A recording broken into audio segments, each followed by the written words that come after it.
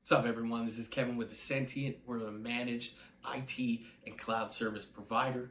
What we like to do is help your business go, create operational efficiencies, and reduce risk. I've been posting a lot about some different tech stuff, different industry specific things that are going on, and I thought I'd bring this to video form for you all every so often and provide some tech tips in the light of Kev's Corner. So let's get started on that first tech tip for you. Windows 10 is going end of life October 14th, 2025.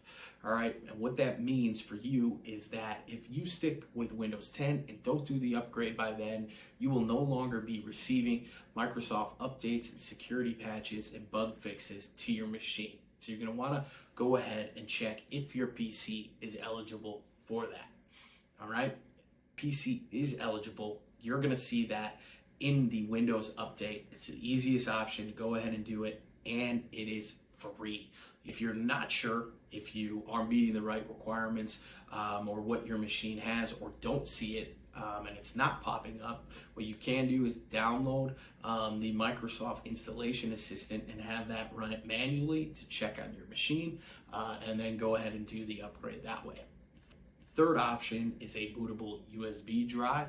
This way is going to wipe your machine clean. So you're going to want to back up your data that's on your machine to ensure you're not losing anything. Whether you're putting it into OneDrive, SharePoint, maybe you're leveraging Box, make sure that you're backing up all that data that is locally stored on that machine because it will completely wipe going that bootable USB route. Some might not want to do a Windows 11 upgrade. Well, what are my options if I don't want to do a Windows 11 upgrade? Quite frankly, for most people, there isn't a way to keep Windows 10 up to date. Some businesses and education customers are eligible for this, and you'll be able to do it via the extension of security updates from Microsoft.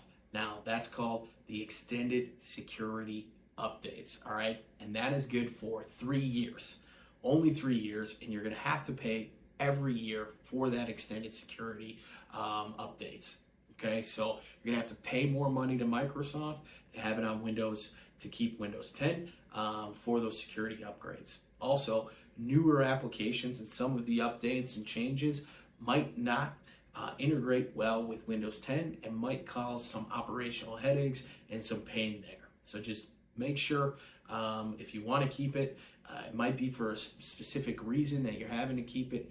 Check if you're able to get that extended security update to remain safe and compliant because this will be a vulnerability security risk for your machine and for your organization's environment if you are a business owner. No matter which way you're going to do the upgrade, make sure you're just backing up all your data and putting it in OneDrive or SharePoint and make sure that you're in some sort of cloud repository before you execute on those Windows 11 upgrades. If you don't have an MSP, you don't have a tech team, go ahead and call us. We'll be able to help your organization with these Windows to 10, 11 upgrades. I hope this helped you guys out. I'll be coming more of these in the future. Thanks for stopping in to Kev's Corner.